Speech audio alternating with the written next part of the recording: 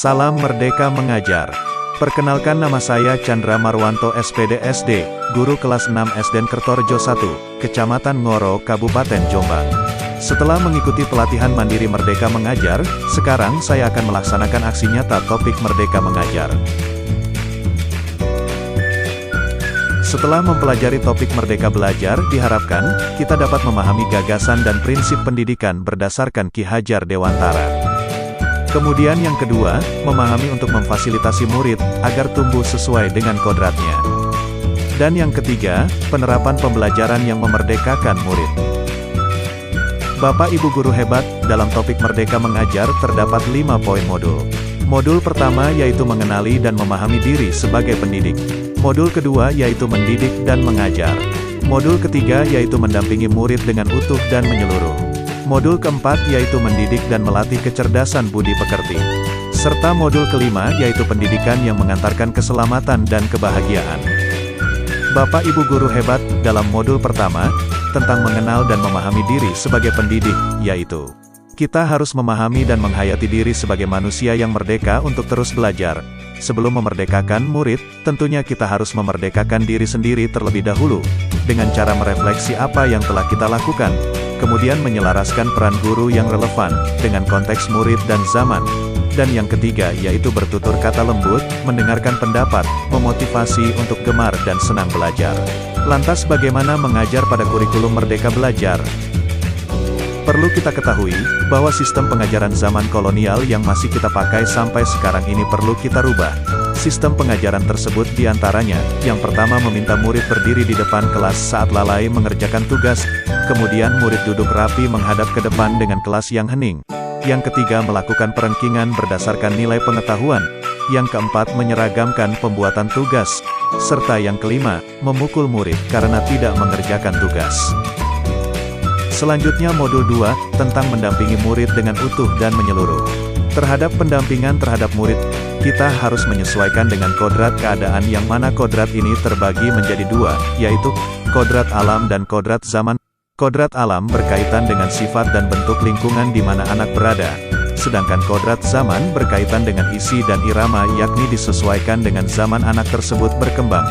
Dalam hal ini, tidak ada individu yang sama dan zaman selalu bergerak dinamis. Menurut Ki Hajar Dewantara, dalam melakukan pembaharuan yang terpadu, hendaknya selalu diingat, bahwa segala kepentingan anak-anak, baik mengenai hidup diri pribadinya maupun kemasyarakatannya, jangan sampai meninggalkan kepentingan yang berhubungan dengan kodrat keadaan, baik alam maupun zaman. Dalam mendampingi murid, guru juga harus menerapkan asas trikon, yaitu kontinu, konvergen, dan konsentris. Asas trikon dianggap menjadi jawaban yang tepat untuk menuju pembelajaran yang berpihak pada murid. Kontinu yakni pengembangan yang secara berkesinambungan dilakukan terus-menerus, dengan perencanaan yang baik.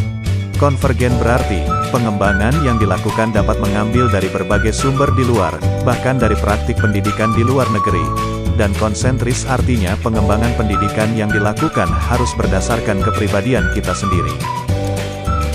Dalam implementasi kurikulum Merdeka Belajar, guru hendaknya mendidik dan melatih kecerdasan budi pekerti dengan cara: yang pertama melatih keberanian berpendapat atau olah akal.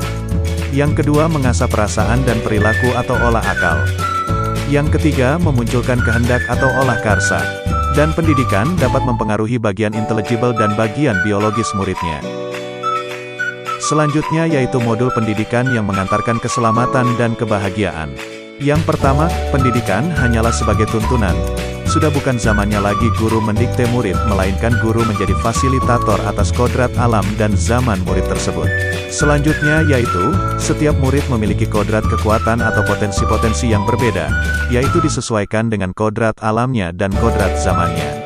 Selanjutnya, pendidikan tidak dapat berkehendak atas kodrat kekuatan dan potensi murid. Kemudian, menerapkan sistem among dan semboyan Ki Hajar Dewantara, yakni ing ngarso song tulodo, ing madio mangun karso dan tutwuri handayani. Selanjutnya menerapkan pembelajaran proyek, serta digitalisasi pembelajaran. Terdapat 3 sentra pendidikan, yakni pertama adalah keluarga, karena keluarga merupakan pendidikan pertama untuk seorang anak. Keluarga tempat seorang anak tumbuh sangatlah berpengaruh terhadap pendidikan seorang anak. Pendidikan keluarga menjadi dasar pendidikan seorang anak, terutama dalam nilai agama, bersikap dan berperilaku, budi pekerti, dan cara pandangnya terhadap segala sesuatu.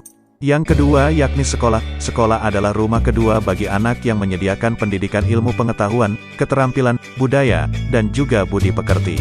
Selanjutnya masyarakat atau pergerakan pemuda.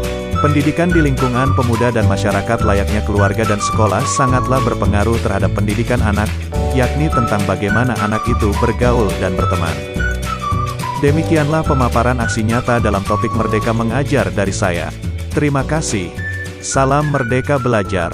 Assalamualaikum warahmatullahi wabarakatuh.